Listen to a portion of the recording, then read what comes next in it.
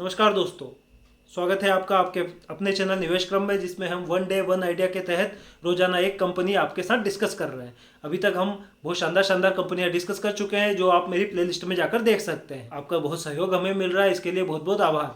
यूं ही आप इस चैनल को सब्सक्राइब करते रहिए और इस चैनल को लोगों तक पहुंचाते रहिए, जिससे ज़्यादा लोगों को इसका लाभ प्राप्त हो सके। आगे चलते हैं। आज ऐसी एक कंपनी जो अपना रक्षा क्षेत्र में काम करती है, ऐसी एक कंपनी की हम बात करने जा रहे हैं, जिसका नाम है एमटार टेक्नोलॉजी, जिसका पी श्रीनिवास रेड्डी जिसके एमडी हैं, और जो हैदराबाद तेलंगाना बेस्ड कंपनी है, अपना एक्सपांशन वाइजैग वगैरह में करने जा रही है और बहुत ही शानदार बिजनेस है। 4 सेगमेंट में ये कंपनी 4 तरह के बिजनेसेस को ये कंपनी कैटर करती है, जिसमें defence services, aerospace services, clean energy services शामिल है। तो ऐसी एक कंपनी जिसके बहुत लंबे टर्म्स, बहुत पुराने टर्म्स, NPCIL, इसरो, DRDO और विदेशी कंपनी जैसे ब्लूम एनर्जी, और इसका फॉरेन में भी बिजनेस फैला हुआ है। जैसे इसका एक्सपोर्ट इजराइल बेस्ड एक कंपनी इजराइल डिफेंस को भी होता है, जो एक्सपोर्ट पे ज़्यादा डिपेंड है। ये कंपनी 55% एक्सपोर्ट से रेवेन्यू है इसके, और डोमेस्टिक रेवेन्यू इसके 45% है। तो ऐसी एक कंपनी जो एक भविष्य की कंपनी हो सकती है। डिफेंस हिसाब से गवर्नमेंट का फोकस इस सेक्टर की ओर बहुत तेजी से बढ़ रहा है। 100% FDI विद अप्रूवल कंपनी, मतलब गवर्नमेंट ने ये डिसाइड कर लिया है कि डिफेंस को अब आगे बढ़ाना है और देश में ही सारे वेपन्स हमें तैयार करना है। तो इस टाइप की के सिनेरियो में ये कंपनी बहुत प्रोग्रेस कर सकती है। आप देख ही पाएंगे इसको आगे, जब हम इसका कंपनी एनालिसिस करेंगे तब आप समझेंगे कि कंपनी में कितनी स्ट्रेंथ है, कितना मोट है, कंपनी के जो पुराने संबंध है। एक तो ये इसका बहुत बड़ा बेनिफिट है इस कंपनी। दूसरा एक जो फैक्टर है वो ये है कि ये प्रिसीजन का बिजनेस है, इसमें बारीकी बहुत महत्वपूर्ण है। एक छोटी सी भूल बहुत डिजास्टर कर सकती है, इसलिए ये एक ऐसी चीज़ है कि कोई भी नई कंपनी पे विश्वास नहीं कर सकता। एक जमाया बिजनेस, बहुत लंबे टाइम से ये सर्व कर रहे हैं, कैटर कर रहे हैं इस टाइप के सेक्टर्स को। तो ऐसी एक कंपनी को ही आप, ऑर्डर बुक इसकी बहुत तगड़ी है, ऑर्डर भी इसी कंपनी को मिलेंगे, क्योंकि कोई भी नए कॉम्पिटिटिव नया कोई इनिशिएटिव स्टार्टअप पे कोई भरोसा नहीं कर सकता इस सेक्टर में। ऐसा कोई सेक्टर नहीं है, कोई FMCG वगैरह की नई चीज़ आपने ट्राई कर ली, च्युइंगम में हुआ या फिर आपका नया बिस्किट हुआ, ये कोई छोटी मोटी चीज़ें नहीं है, ये बहुत बड़ी चीज़ें हैं। इसलिए ये कंपनी एक बहुत जमा हुआ नाम है, इसका ROC ही बहुत शानदार है। आप इसका मार्जिन बहुत अच्छा लेकर चल रही है कंपनी, क्योंकि कंपनी के पास मोट है। तो आगे चलते हैं एमटार कंपनी टेक्नोलॉजी के फंडामेंटल, टेक्निकल और कंपनी एनालिसिस की ओर। उससे पहले आप हमारे चैनल को सब्सक्राइब कीजिए, लाइक कीजिए और अपने दोस्तों के साथ शेयर कीजिए। ज़्यादा से ज़्यादा लोगों को इसका लाभ मिलना चाहिए। तो चलते हैं कंपनी एनालिसिस की ओर।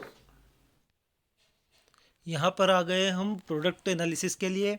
हाई प्रिसीजन इंजीनियरिंग इक्विपमेंट्स, इस कंपनी का जो काम है बहुत ही प्रिसाइज काम है, बहुत प्रिसीजन वाला काम है।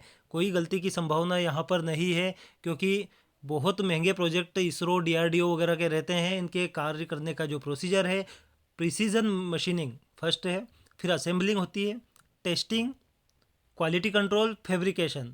यहाँ पर हम देखते हैं कि 4 तरह के काम है इस कंपनी के। बहुत आसान भाषा में मैं आपको बता रहा हूँ। क्लीन एनर्जी सेक्टर, दूसरा है न्यूक्लियर एंड स्पेस सेक्टर, तीसरा है डिफेंस सेक्टर एंड चौथा है aerospace sector. Clean energy sector के लिए ब्लूम एनर्जी कंपनी इस पर डिपेंड है, न्यूक्लियर एंड स्पेस सेक्टर के लिए NPCI, डिफेंस सेक्टर के लिए DRDO, एरोस्पेस सेक्टर इसरो को ये कंपनी कैटर करती है। ब्लूम एनर्जी कंपनी को यह power units, hot boxes, hydrogen boxes supply करते हैं। ये सबसे मेजर रेवेन्यू का पार्ट है एमटार टेक्नोलॉजी का क्लीन एनर्जी। देखो न्यूक्लियर सेक्टर में आप देखिए, fuel machining head, drive mechanisms, bridge and columns and coolant channel assemblies, ये NPCIL को ये सप्लाई करते हैं, nuclear power corporation of India को।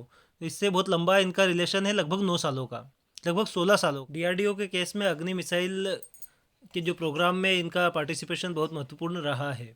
इसरो को ये liquid propeller engine, cryogenic rocket engine supply करते हैं। न्यूक्लियर एंड स्पेस, इसमें 52% क्लीन एनर्जी से बिजनेस आता है, 31% न्यूक्लियर सेक्टर से और 17% स्पेस एंड डिफेंस सेक्टर से आता है। तो सबसे ज़्यादा रेवेन्यू क्लीन एनर्जी सेक्टर से आता है। यहाँ इसके अंदर .in से एमटार टेक के कुछ की पॉइंट्स हम देख लें। इसमें आप देख सकते हैं PSLV C-25, GSLV Mark 3 और अग्नि मिसाइल्स में इनका काम सराहनीय रहा है। इसमें क्लाइंट, फॉरेन क्लाइंट आप देखिए, बड़े बड़े जो क्लाइंट्स हैं इनके, ब्लूम एनर्जी, एल्बिट, राफेल जिसकी बहुत चर्चा होती है इंडिया में, वो भी इनका एक क्लाइंट है। और इंडियन कंपनीज भी आप देख ही सकते हैं, HAL, भेल, Bharat dynamics and many more companies are there. यहाँ Skinner.in पे हम कंपनी के बेसिक फाइनेंशियल्स देख लेते हैं। 669 करोड़ मार्केट कैप की कंपनी है, मिड कैप साइज़ की कंपनी है। अभी स्टॉक पी 122 का है। मार्केट इसे अधिक वैल्यू देता है क्योंकि एक बिजनेस अलग ही टाइप का बिजनेस है जिसका पीयर कोई भी नहीं है इस पूरे मार्केट में। ROC 19%, ROE 13% का है। यहाँ पर प्रोज एंड कॉन्स, यहाँ पे प्रोज ही दिए हैं, कॉन्स की कोई जगह ही नहीं है कंपनी में। Company is almost debt free company है।